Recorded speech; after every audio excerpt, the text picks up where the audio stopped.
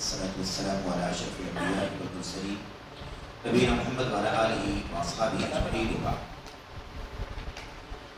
جدید منہج کی حقیقت کے اس حلقے میں انشاءاللہ تبارک و تعالی ہمیں سوال نمبر 55 کا جواب جو چل رہا تھا مکمل کرنا ہے۔ مزید باتیں جو ہیں وہ آگے بھی آپ کے سامنے پیش کرنی ہیں۔ اس سے پہلے ہم نے شیخ جمال بن فرحان الحارثی حافظ اللہ کا ایک حاشیہ پڑھا ہے اور اس میں اہم اور بنیادی باتیں بیان کی گئی ہیں کہ ائمہ محدثین جو تھے امام احمد بن حنبل اور ایسے ہی ابو زرعہ دمشقی اور ایسے ہی امام شعبہ بن حجاج، ان ائمہ محدثین کا تذکرہ آیا اور ان کی باتوں سے اس بات کا پتہ چلا کہ باطل یا منحرف لوگوں کی تردید کرنا، ان پر نقد کرنا یا ان کے عیوب کو بیان کرنا یہ قابل مذمت نہیں ہے، بلکہ عین منہج سلف ہے۔ عین منہج سلف ہے یہ، اس لیے اس میں کوئی عیب کی بات نہیں ہے۔ اس کا مقصد شخصیت اور ذات کو ہدف بنانا، نشانہ بنانا مقصد نہیں ہے، بلکہ اس کا مقصد اس باطل فکر اور غلط عقید و منہج سے لوگوں کو آگاہ کرنا ہے جس کی بنیاد پر لوگ گمراہ ہوتے ہیں۔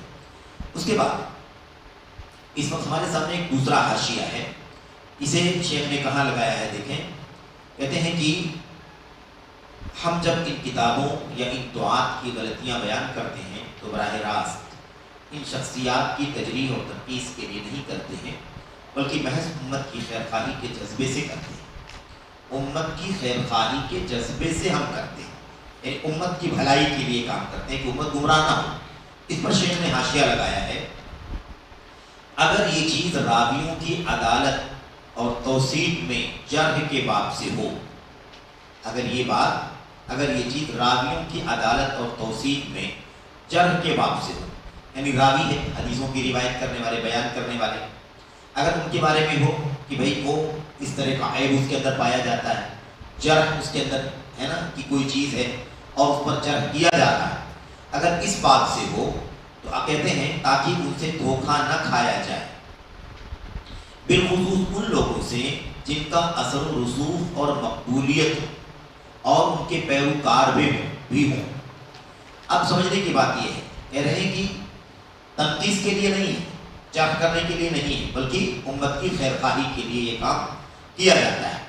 کہتے ہیں اگر راویوں پر جرح و تعدیل اس لیے ہو رہی ہے تاکہ ہے نا غلط روایتیں نہ پھیل جائیں، باطل روایتیں نہ پھیل جائیں، کوئی ایسی بات جو اللہ کے نبی صلی اللہ علیہ وسلم کی نہیں ہے وہ مطلب اللہ کے نبی کے حوالے سے کوئی غیر معتبر آدمی اس کو بیان نہ کر دے، کہہ رہے اس لیے راویوں پر جرح کی جا رہی ہے۔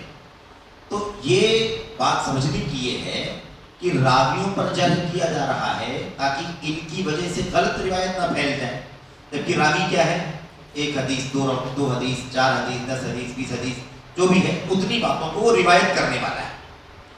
اگر یہ چیز یہاں پر درست ہے تو ایسی شخصیتیں جن کے یہاں باطل عقیدہ ہے، غلط منہج ہے یا مثال کے طور پر انحراف پایا جاتا ہے اور وہ شخصیتیں بڑی ہیں، فیمس ہیں، مشہور ہیں، جن کے فالوور بہت سارے ہیں، ہے نا، یا وہ کچھ فرقوں کے فاؤنڈر ہیں، کچھ تحریکوں کے، کچھ تنظیموں کے وہ ذمہ دار ہیں، تو یہ معاملہ اور زیادہ خطرناک اور سنگین ہے، کیونکہ شخصیت جتنی بڑی ہوتی ہے، اس کے فالوور جتنے بڑے ہوتے ہیں، اتنا ہی زیادہ اس کی بدعقیدگی اور اس کا انحراف لوگوں میں زیادہ پھیلتا ہے، اور اس کی شخصیت کے بڑے ہونے کی وجہ سے لوگ آسانی کے ساتھ اس کی باتوں کو سنتے ہیں اور اس کو قبول کرتے چلے جاتے ہیں۔ اس لیے اگر راویوں کی روایت پر، راویوں پر اس لیے جرح کیا جانا مشروع ہے تاکہ ان کے ذریعے سے کوئی غلط روایت نہ پھیل جائے، تو اندازہ یہ لگائیں کہ پھر ان لوگوں کا کیا مسئلہ ہوگا جو بہت معروف لوگ ہیں، بڑے لوگ ہیں، مشہور لوگ ہیں، جو تحریکوں کے، تنظیموں کے اور بہت سارے گروپس کے، فرقوں کے بانی اور فاؤنڈر ہیں، جن کے بہت زیادہ فالوور ہوتے ہیں، تو ان کے ذریعے سے کتنی زیادہ گمراہی پھیل جائے گی، تو ان کے باطل عقائد و افکار پر، ان کے غلط مناہج اور فاسد اور منحرف نظریات پر نقد کیسے نہیں کیا جائے۔ یہ بات شیخ سمجھا رہے ہیں، کہتے ہیں کہ بالخصوص ان لوگوں سے جن کا اثر و رسوخ ہو، بہت مؤثر شخصیات، پاورفل ہیں، جن کا بہت زیادہ اثر ہے، جن کو بہت زیادہ لوگ ماننے والے لوگ موجود ہیں، اور مقبولیت بہت زیادہ ہے، یعنی کافی لوگوں میں پاپولر ہے، کافی لوگوں میں مقبول ہیں، ایسے لوگ ہیں، اور ان کے پیروکار بھی ہیں، ان کے پیروکار بھی ہیں، بہت سارے لوگ فالوور ہیں، جیسے تحریکوں اور تنظیموں کے قائدین اور ذمہ دار، تحریکوں اور تنظیموں کے قائدین، تنظیم اسلامی کے ذمہ دار ڈاکٹر اسرار احمد، الاخوان المسلمون کے قائد ہیں، مؤسس اور فاؤنڈر ہیں حسن البنا صاحب، مثال کے طور پر جماعت اسلامی کے مولانا مودودی ہیں، یا ایسے جماعت اسلامی کو، جماعت تبلیغ کو آپ لے لیں، ہے نا، مولانا زکریا صاحب، مولانا الیاس صاحب، اس کو قائم کرنے والے مولانا زکریا صاحب کی کتاب پڑھی جاتی ہے مثال کے طور پر۔ ایسی اور جو تحریکیں ہیں، بریلویت ہے، قبر پرستی، مولانا احمد رضا خان صاحب کا نام ہے، یا ایسے اور بھی اگر آپ اوپر نیچے کی فرقوں کو آپ دیکھیں تو آپ کو یہ ملے گا کہ یہ نام بہت بڑے بڑے ہیں، اور پوری پوری تحریکیں ان کے پیچھے چل رہی ہیں، اور جو ان کا لائحہ عمل ہے، جو دستور ہے، جو اصول اور ضابطے جن پر وہ چلتے ہیں، پوری جماعت اور پوری ٹولی ان کی اسی کو فالو کرتی ہے۔ شیخ مثال میں پیش کر رہے ہیں کہ تحریکوں اور تنظیموں کے قائدین اور ذمہ داران ایسے اگر لوگ ہوں، کہتے ہیں تو یہ جرح و تعدیل، جو جرح و تعدیل کی جا رہی ہے، یعنی جو اس کے اوپر نقد کیا جا رہا ہے، کہہ رہے ہیں، اور راویوں، یہ جرح و تعدیل اور راویوں کی سیرت و سوانح کی کتابوں میں موجود ہے۔ یہ کیا ہے؟ یہ جرح و تعدیل اور راویوں کی سیرت و سوانح کی کتابوں میں موجود ہے، اور اہلیت رکھنے والوں کے لیے ایسا کرنے میں کوئی حرج نہیں۔ دو باتیں، ایک بات تو یہ ہے کہ اس قسم کے لوگوں پر رد، نقد، جرح یہ کتابوں کے اندر موجود ہے، کتابوں کے اندر موجود ہے۔ معتزلہ کا بانی کون ہے، خوارج کا بانی کون ہے کہ نہیں، اور ایسے ہی جہمیہ کا کون ہے، ان سب کے نام کے ساتھ رد ہے کہ نہیں رد ہے، یعنی کتابوں کے اندر موجود ہے، نمبر ایک۔ نمبر دو، کہتے ہیں کہ اور آج اگر مثال کے طور پر جو اس کی اہلیت رکھتے ہیں، جو اس کی لیاقت رکھتے ہیں کہ اس کو بیان کریں، تو ایسے لوگوں کے لیے ایسا کرنے میں کوئی حرج نہیں، کیونکہ ایک دو کتابوں کے اندر بھی موجود ہے، ہمارے لیے وہ شاہد موجود ہے، ہمارے علماء اس سے پہلے کر چکے ہیں، اور آج جس کے اندر اس کی صلاحیت موجود ہے وہ بھی وہ کام کر سکتا ہے۔ کہتے ہیں کہ کیونکہ یہ چیز آدمی کی استنادی حالت بتلانے اور اس سے آگاہ کرنے کے لیے ہے، بھڑاس نکالنے کے لیے نہیں ہے۔ کیا بتانا ہے؟ کتنا معتبر ہے، یہ کتنا مستند ہے، ماننے کے قابل ہیں کہ نہیں، فالو کیے جانے کے قابل ہیں کہ نہیں، یہی بتانا مقصد ہے، بھڑاس نکالنا مقصد نہیں۔ تو یہ بات بہت اچھی۔ اچھا، ایک بات یہاں بھی واضح ہے، اگر کوئی واقعی بھڑاس نکالنے کے لیے کسی کی ذاتیات کے پیچھے پڑتا ہے تو غلط ہے، ہم کبھی اس کا ساتھ نہیں دیتے، کبھی اس کی تائید نہیں کرتے، اور نہ اسے ہم کسی کے حق میں پسند کرتے ہیں، چاہے کوئی ہمیں ہماری ذاتیات کے پیچھے پڑے تو بھی غلط ہے، بالکل ویسے ہی اگر کسی بھائی کی ذاتیات کے پیچھے پڑے تو بھی کیا ہے، وہ غلط ہے۔ لیکن دراصل فکر، عقیدہ، منہج، سوچ، نظریہ اور موقف کیا ہے نا، اس پر بات کرنی ہے۔ اس اعتبار سے الحمدللہ کتابوں کے اندر بھی بہت سارے حوالے موجود ہیں، تحریکوں کے، تنظیموں کے جو بانیان ہیں، اور آج ایسے ہی جو اس کی صلاحیت رکھتے ہیں وہ باطل یا کہہ دیجیے کہ منحرف شخصیات کے افکار و نظریات اور عقائد، ایسے کی کتابوں پر رد، ان کی شخصیات میں جو گمراہیاں، اختلافات پائے جاتے ہیں اس پر رد، ان تمام چیزوں کے کرنے میں کوئی حرج کی بات نہیں ہے۔ شرط یہ ہے کہ وہ اس کا مطلب اہل ہو اور وہ کام بآسانی کر سکتا ہو۔ یہ شیخ نے یہاں پر یہ بات سمجھائی ہے، یعنی مقدمہ بنایا ہے، یہ مقدمہ بتایا ہے۔ اس کے بعد پھر وہ حوالے دے رہے ہیں کہ دیکھو کتابوں کے اندر الحمدللہ آج بھی اس طرح کے حوالے بہت سارے ہمارے پاس موجود ہیں۔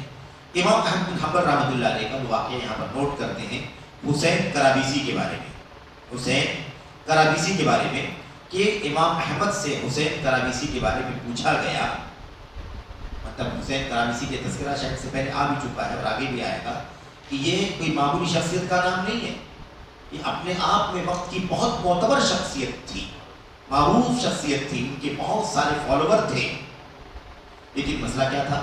منہج کا بگاڑ، منہج کا بگاڑ۔ ایسے ان کی جو کتابیں ہیں، کتابوں میں انحرافات، ضلالتیں، باطل بھرا ہوا تھا۔ تو حسین کرابیسی کے بارے میں پوچھا گیا امام احمد سے کہ ان کے بارے میں آپ کیا فرماتے ہیں، تو انہوں نے فرمایا وہ بدعتی ہے۔ وہ کون ہے؟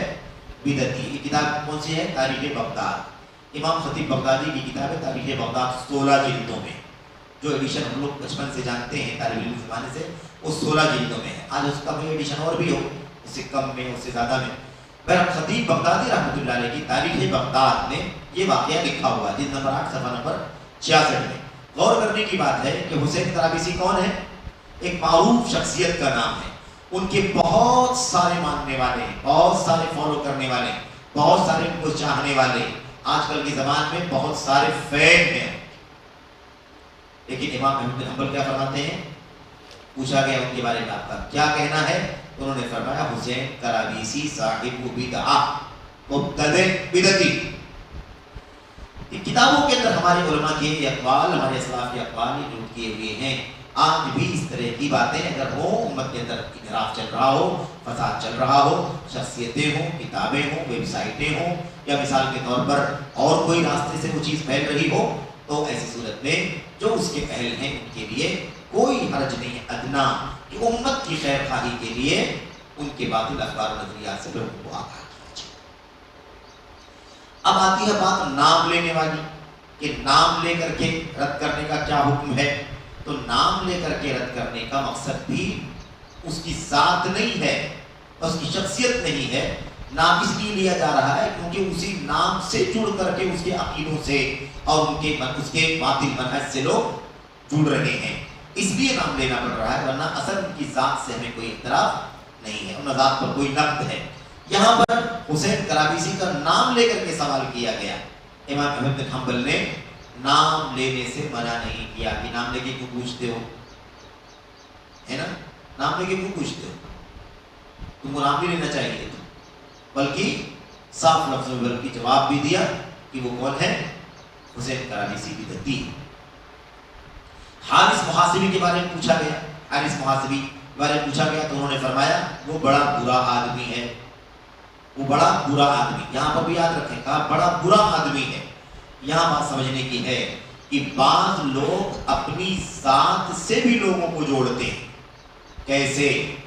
اس کا تذکرہ آگے شاید اس میں آئے گا یا آپ پہلے سے پہلے آ چکا ہے کہ وہ اپنا حلیہ، اپنا رہن سہن، اپنا اٹھنا بیٹھنا، چال ڈھال ایسا بنا کر کے رکھتے تھے کہ اس کو دیکھ کر کے لوگ بہت متاثر ہوتے تھے۔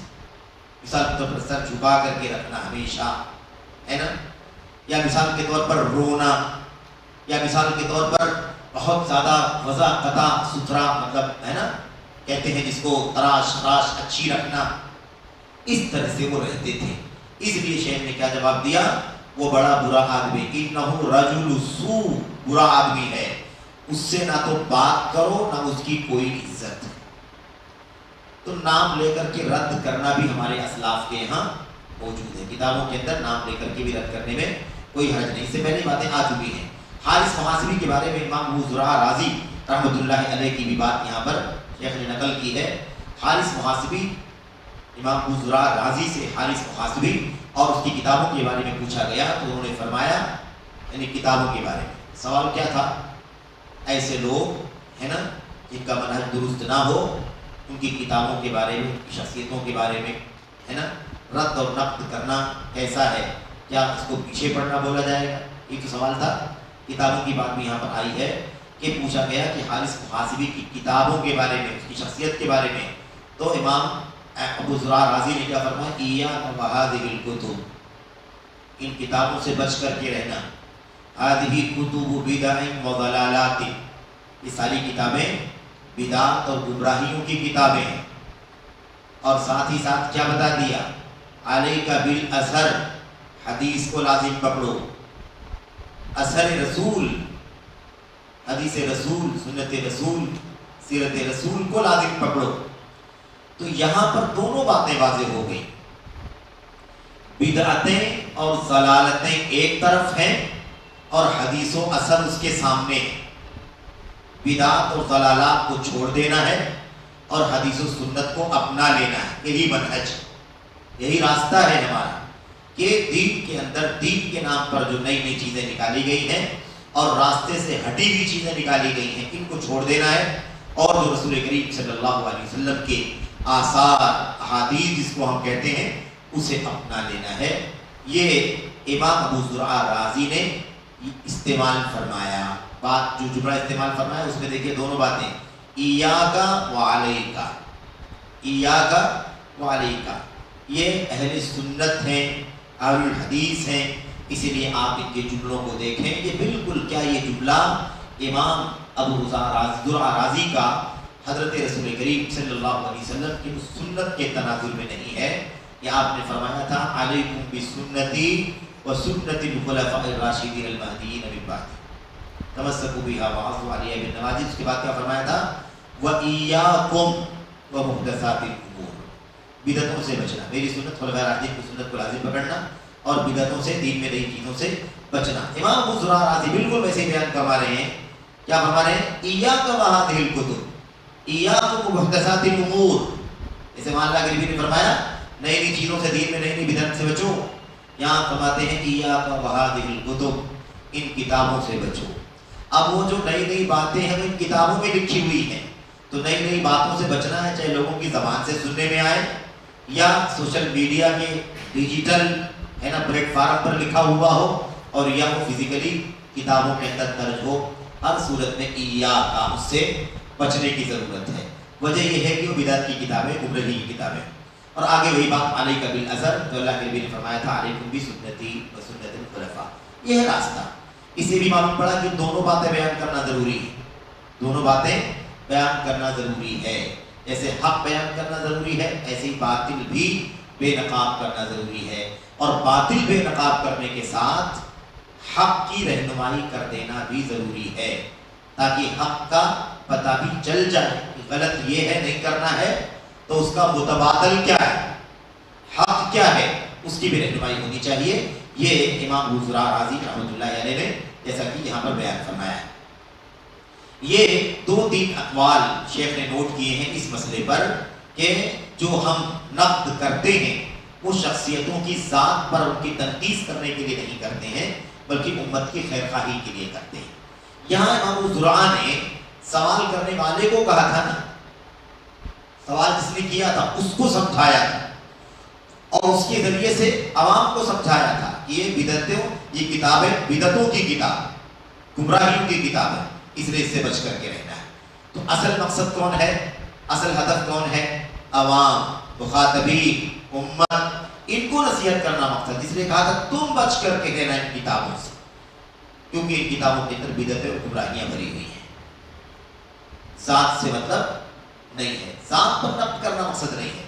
اس لیے یہ بات جو بار بار کہی جاتی ہے ایسے لوگوں کی طرف سے جن پر کوئی نقد ہوتا ہے یا ان کے متعلقین پر نقد ہوتا ہے، تو وہ یہ سمجھتے ہیں کہ ہمارے بڑے کو ہدف بنایا جا رہا ہے، ہمارے بڑے کی ذات، اس کی شخصیت کو مجروح کیا جا رہا ہے، شخصیت کو جرح نہیں پر جرح نہیں کی جا رہی ہے، بلکہ دراصل اس کے یہاں جو انحراف پایا جاتا ہے اس پر جرح کیا جا رہا ہے، خواہ وہ بولتا ہو یا اس کو لکھتا ہو یا لکھا ہوا ہو یا اس کا کوئی اسٹیٹمنٹ کہیں پر نشر ہوتا ہو۔ اصل میں وہ ہدف ہے تاکہ اس کی وہ چیز عوام الناس کے اندر پھیلے نہیں، تاکہ لوگ گمراہ نہ ہو جائیں۔ اچھا، اس کے بعد جواب کے اخیر میں کیا بات بیان فرمائی تھی؟ صاحب کہتے ہیں کہ ہمارا مقصود وہ شخصیات نہیں ہے، بلکہ ہمارا مقصود وہ باطل افکار و نظریات ہیں جو ہمارے درمیان دعوت کے نام پر در آئی کتابوں میں موجود ہیں۔ اب یہاں ایک نیا مسئلہ پیدا ہوا ہے، اس میں کیا ہے؟ ایسے باطل افکار و نظریات جو ہمارے درمیان، اب ہمارے درمیان کی بات بھی کریں گے، ہمارے اپنے درمیان کی بات، یہ تو ماضی کی بات چل رہی تھی، اسلاف کی باتیں، ان کی عبارتیں، تو اب ہمارے درمیان جو باطل افکار و نظریات گھس گئے ہیں، در آئے ہیں، یعنی اندر داخل ہو گئے ہیں، ان کے بارے میں بھی چند رسالے پیش کریں گے۔ در آئی کتابوں میں موجود ہیں، یعنی بہت ساری کتابیں ہمارے بیچ میں ہیں اور ان کتابوں کے اندر باطل افکار و نظریات موجود ہیں۔ یہ بات شیخ صالح فوزان نے کہی کہ ہمارا ہدف وہ ہے، شخصیتیں نہیں ہیں۔ تو اب شیخ جمال بن فرحان جو ان کے شاگرد ہیں انہوں نے اس حوالے سے چند مثالیں یہاں پر پیش کی ہیں کہ یہ دیکھو ہمارے درمیان بہت سارے فرقے، ہمارے درمیان بہت ساری شخصیتیں ایسی ہیں جن کی کتابوں کے اندر بہت ساری گمراہیاں موجود ہیں، بہت ساری انحرافات موجود ہیں، اس لیے اسے سمجھنے کی ضرورت ہے۔ دیکھیے حاشیہ نمبر 1 نئی والی کتاب میں 328 پہ ہے، اور جو پہلے والا ایڈیشن ہے اس میں جو پرانا صفحہ ہوگا۔ نمبر 1 کہتے ہیں نہایت افسوس کی بات ہے، یہ شیخ جمال کہہ رہے ہیں، شیخ جمال فریحان کہہ رہے ہیں نہایت افسوس کی بات ہے کہ سرزمین توحید میں رہنے والے بعض دعات، یعنی سعودی عرب میں رہنے والے بعض دعات اور بعض نوجوان، جن کی طرف شیخ صالح نے اشارہ کیا کہ ہمارے درمیان بعض دعوتی ہے نا، دعوت کے میدان میں، میدان دعوت میں بہت ساری کتابیں ہیں جس کے اندر باطل افکار و نظریات ہیں۔ ہاں نہایت افسوس کی بات ہے کہ ہمارے سرزمین توحید میں رہنے والے بعض دعات اور بعض نوجوان ان مشکوک اور منحرف کتابوں کو قبول کر چکے ہیں۔ یہ بہت حیرت ناک بات ہے، اور آج سے تقریباً وہی 30-35 سال پہلے کی بات ہے، آپ جانتے ہیں۔ آپ سوچیں کہ اگر اس وقت شیخ صالح فوزان کو یہ بات، شیخ جمال فریحان کو یہ بات کہنی پڑی، لکھنی پڑی، اور مثال میں چند نام بھی ہیں، نیچے نام آ رہے ہیں، وہ نام لینے پڑے، تو آج 30 سال کے بعد حالات بگڑ گئے ہیں، مزید بنے تو ہیں نہیں۔ اور اس وقت اگر نام لے کر کے رد کرنا ضروری تھا تو آج نام لے کر کے رد کرنا کتنا ضروری ہوگا، اس کا اندازہ ہم لگا سکتے ہیں۔ شیخ کہہ رہے ہیں کہ ہمارے اس ملک میں سعودی عرب جو مملکت توحید ہے، توحید کی سرزمین میں ایسے بعض دعات، اس پہ رہنے والے بعض دعات اور بعض نوجوان ان مشکوک کتابوں اور منحرف کتابوں کو قبول کر چکے ہیں۔ کتنی خطرناک بات ہے، آپ سوچیے، یہ بہتر کو معمولی چیز سے بدل رہے ہیں۔ بنی اسرائیل کے واقعے میں اللہ تبارک و تعالیٰ نے کیا فرمایا؟ اتستبدلون الذی هو ادنی بالذی هو خیر۔ جب ان لوگوں نے من و سلوہ پانے کے بعد کیا کہا کہ ہمیں ہے نا یہ نہیں چاہیے ایک ہی کھانا کب تک کھاتے رہیں گے، بلکہ ہمیں پیاز اور لہسن اور وغیرہ وغیرہ ہے نا یہ مطلب چیزیں چاہیے جو زمین کی پیداوار ہے، تو اس وقت اللہ تبارک و تعالیٰ نے کیا فرمایا؟ اتستبدلون الذی هو ادنی بالذی هو خیر۔ کیا تم لوگ ایک معمولی چیز چاہتے ہو، ایک بھلی چیز چھوڑنا چاہتے ہو؟ تو اب سعودی عرب جیسے ملک میں رہنے والے دعات اور نوجوان، وہ سعودی عرب جہاں توحید، سنت، سلف کا عقیدہ، منہج ایک جماعت، کوئی فرقہ نہیں، کوئی دھڑا نہیں، یہاں رہنے والے یہاں کے منہج کو چھوڑ کر کے باطل باہر سے جو آیا ہوا ہے اس کو قبول کر چکے ہیں۔ اس کے بارے میں شیخ کہتے ہیں یہ ادنا کو لے لینا ہے اور خیر کو چھوڑ دینا ہے۔ یہ بہتر چیز کو معمولی چیز سے بدل رہے ہیں۔ اور اتنا ہی نہیں بلکہ کچھ ایسے لوگ بھی ہیں جو ابوالعالی مودودی اور ان کی کتابوں، اسی طرح محمد سرور بن نائف زین العابدین، حسن البنا، سید قطب، محمد قطب، حسن الترابی، یہ نام پہلی بار آیا ہے، آئے گی بات اس کا تذکرہ، حسن ترابی کا ذکر آئے گا۔ سوڈان کے ہیں یہ، وہاں کی پارلیمنٹ میں بھی رہے اور بہت بڑے مطلب وہ تھے، کیا کہتے ہیں اس کو، پروفیسر تھے، پڑھے لکھے تھے، اور بعد میں حسن بنا کا جو فکر ہے اس کو اختیار کیا اور مصر میں، سوڈان میں اسی کو نافذ کرنے کی کوشش کی، اور پھر کیا کچھ ہوا وہ سب تفصیلات انشاءاللہ تبارک و تعالیٰ کچھ نہ کچھ اس میں سے ضرور باتیں آئیں گی۔ تو سید قطب، محمد قطب، حسن ترابی اور ان جیسے دیگر اہل بدعت جیسے صلاح الصاوی، یہ نام بھی پہلی بار آیا ہے، صلاح الصاوی اور محمد احمد الراشد وغیرہ کی تعریف اور ستائش اور ان کی تعظیم کرتے ہیں۔ دیکھا، یہ چند نام ہیں۔ اب یہ لوگ ایسے ہیں جن کی تحریکیں ہیں، تنظیمیں ہیں، کی پارٹیاں ہیں، ان کی جماعتیں ہیں، یہ ان کے قائدین ہیں، ان کے بانی ہیں۔ مولانا ابوالعالی مودودی آپ جانتے بات اسلامی کے بانی ہیں، ایسے ہی محمد سرور نائف زین العابدین جو سروری ان کو کہا جاتا ہے، وہ ان کے فالوور ہیں۔ ایسے ہی حسن بنا کو تو آپ جانتے ہی ہیں، اخوان المسلمون کے۔ سید قطب گرچہ ان کی کوئی پارٹی نہیں ہے لیکن اس کی فکر، ان کی جو فکر تھی تکفیر والی فکر، وہ کوٹ کوٹ کر کے بھری ہوئی ہے، اور یہ دراصل شاگرد ہے فکر قبول کرنے کے اعتبار سے مولانا مودودی کے۔ ایسے ہی محمد قطب بھی ہیں، ان کے یہاں بھی وہی معاملہ ہے نا، تکفیر کا مسئلہ اور جاہلیت کا معاشرہ کہنا وغیرہ. حسن ترابی، حسن بننا کے راستے پر چلنے والے، ایسے صلاح صاوی اور محمد الراشد کا ذکر آگے آئے گا. ان لوگوں نے تقلید وغیرہ کے سلسلے میں بڑی گھناؤنی باتیں کہی ہیں. ایک دم تقلید جامد، ایک دم ہٹ دھرمی والی تقلید، اندھی تقلید کی بات بھی ان لوگوں نے کئی، اس کا تذکرہ آئے گا. اب ان لوگوں کی تعریف اور ستائش اور ان کی تعظیم کرتے ہیں. شیخ کو 30-35 سال پہلے شیخ جمال کو اس قدر دکھ تھا کہ یہ باطل افکار و نظریات رکھنے والے لوگ ان کی فکروں سے، ان کے نظریات سے جو انحراف والی چیزیں ہیں، ہمارے ملک سعودی عرب کے چند دعات اور کچھ نوجوان ان سے متاثر ہو گئے ہیں اور ان کی کتابوں کو قبول کر رہے ہیں. اور ان لوگوں کا نام آتا ہے کہ ان کی تقریم، ان کی تعظیم، ان کی تعریف اور ستائش. تو جو تقریم و تعظیم کرے گا اور حمد و ثنا کرے گا، مدح و ثنائی ستائش کرے گا، بھلا وہ اس طرح کی نقد کی باتیں کیسے سنے گا؟ آسان کام نہیں ہے جب تک کہ ان کے ان باطل عقائد اور افکار سے وہ واقف نہ ہو جائے اور اللہ تبارک و تعالیٰ اسے وہ دل عطا نہ کر دے کہ وہ آسانی سے ان باتوں کو قبول کر لے. تب تک کوئی چیز کو ماننے کے لیے تیار نہیں ہو سکتا ہے. اچھا، تھوڑی سی بات اور کر کے پھر انشاءاللہ تبارک و تعالیٰ بات مکمل کر لیتے ہیں. اگر کوئی کہے، شیخ جمال کہتے ہیں، اگر کوئی کہے کہ آپ یوں ہی سب کو ایک ساتھ اکٹھا کیوں کر رہے ہیں؟ سب کا نام لے لیا ایک ساتھ میں، اسی مولانا مودودی کا بھی، اور حسن بننا اور نائب زین العابدین، سید قطب، محمد قطب، حسن ترابی، صلاح صاوی، احمد راشد، سب کو اکٹھا کر دیا. کیا یہ سب اسی ایک ہی دائرے میں آتے ہیں کہ ان کی کتابیں گمراہی کی کتابیں ہیں، ان کی شخصیتیں سب انحراف کی راہ پر چلنے والی ہیں؟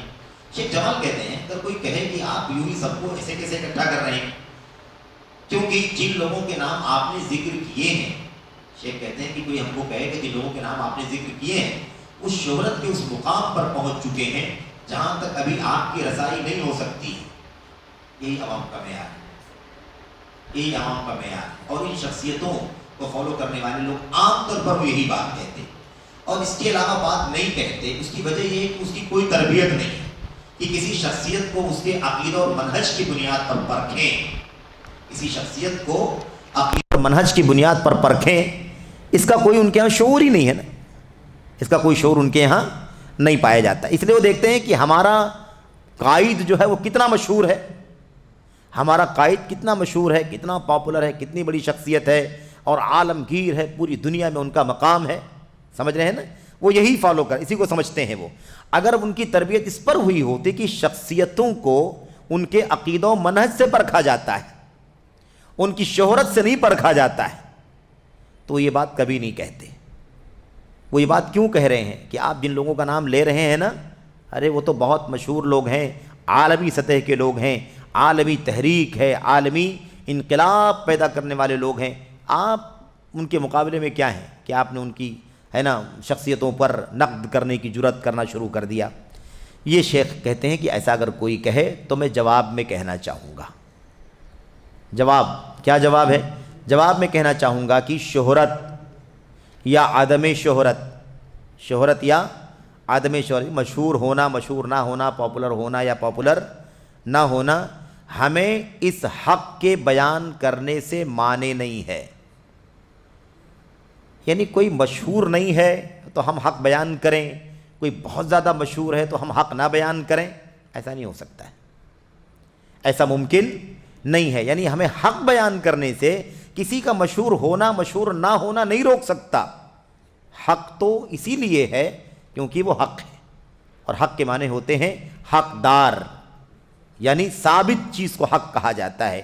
تو حق اس کا سب سے حقدار ہے کہ اسے بیان کیا جائے، اسے لوگوں کے سامنے عام کیا جائے. کہتے ہیں کہ حق کے بیان کرنے سے معنی نہیں ہے جو ہمیں ہر ایک سے زیادہ محبوب ہے. شیخ کیا کہتے ہیں؟ کسی کا مشہور ہونا، مشہور نہ ہونا ہمیں اس حق کو بیان کرنے سے نہیں روک سکتا ہے جو حق ہمیں سب سے زیادہ محبوب ہے. شخصیتیں محبوب نہیں ہیں ہمیں، ہمیں کیا محبوب ہے؟ حق، اور سب سے زیادہ محبوب ہے.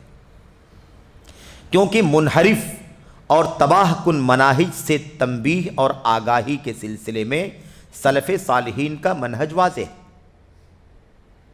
واضح ہے نا اتنی سی بات ایک دم صاف ستھری کہ منحرف جو لوگ بھی ہیں، تباہ کن مناہج اس سے لوگوں کو آگاہ کرنا چاہیے، چوکنا کرنا چاہیے۔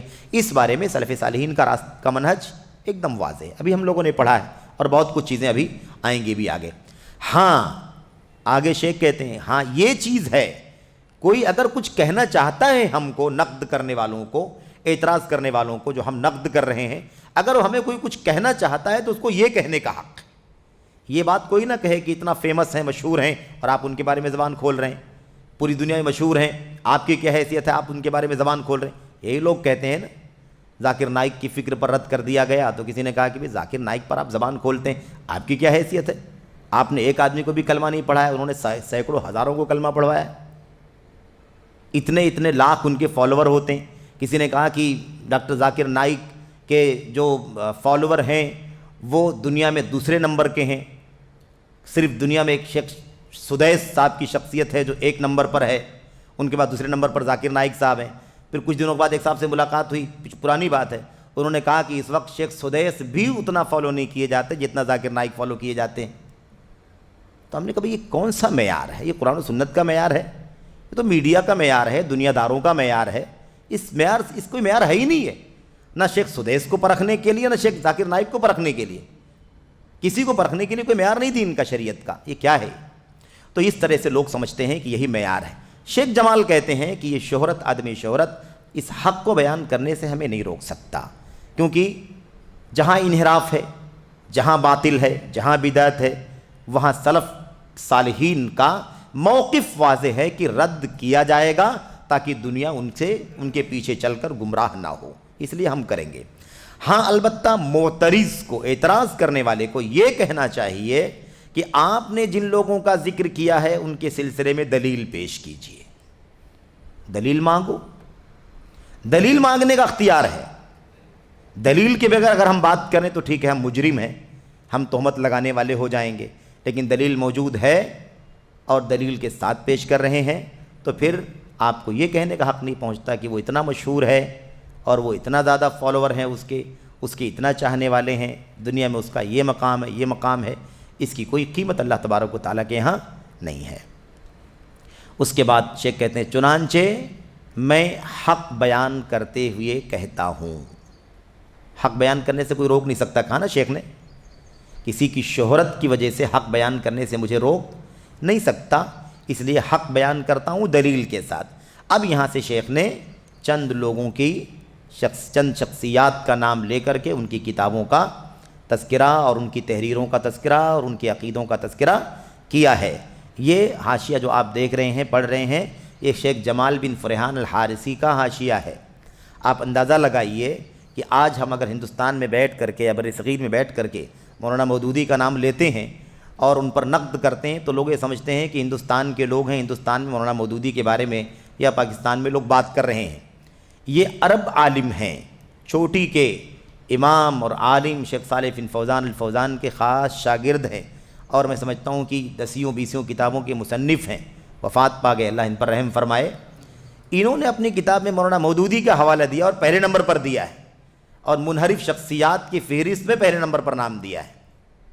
تو بھائی وہ تو ہندوستان کے نہیں تھے نا، لیکن انہوں نے جو کتابیں ان کی عربی زبان میں ترجمہ کی گئیں وہ کتابیں ان کے سامنے آئیں، انہوں نے وقت اور حالات کے فتنوں کو پڑھا اور جانا کہ حسن بننا کہاں سے نکل کر کے آئے، سید قطب کو فکر کہاں سے ملی، تب ان کو پتہ چلا کہ یہ نام پہلے نمبر پر ہی ہونا چاہیے، کیونکہ یہ جن ناموں کا تذکرہ کیا گیا ہے ان ناموں کے استاذ ہیں اور انہی سے یہ فکر لوگوں کو ملی ہے، اس لیے یہ نام پہلے نمبر پر انہوں نے ذکر کیا ہے۔ آئے گی بات انشاءاللہ تبارک و تعالیٰ۔ تو یہ جو شخصیات ہیں انشاءاللہ تبارک و تعالیٰ چند شخصیات کا تذکرہ یہاں پر کیا گیا ہے، تقریباً میں سمجھتا ہوں کہ 5 شخصیتوں کا تذکرہ غالباً یہاں پر کیا گیا ہے، اور یہ ساری چیزیں انشاءاللہ تبارک و تعالیٰ آپ کے سامنے اگلے درس میں آئیں گی۔ اللہ سے دعا کریں کہ اللہ تبارک و تعالیٰ ہمیں جدید مناہج کو صحیح معنوں میں سمجھنے کی اور منہج حق کو صحیح معنوں میں پرکھنے کی توفیق عطا فرمائے، آمین رب العالمین۔ صلی اللہ وسلم وبارک علی نبینا محمد وعلی آلہ وصحبہ اجمعین۔ السلام علیکم ورحمۃ اللہ وبرکاتہ۔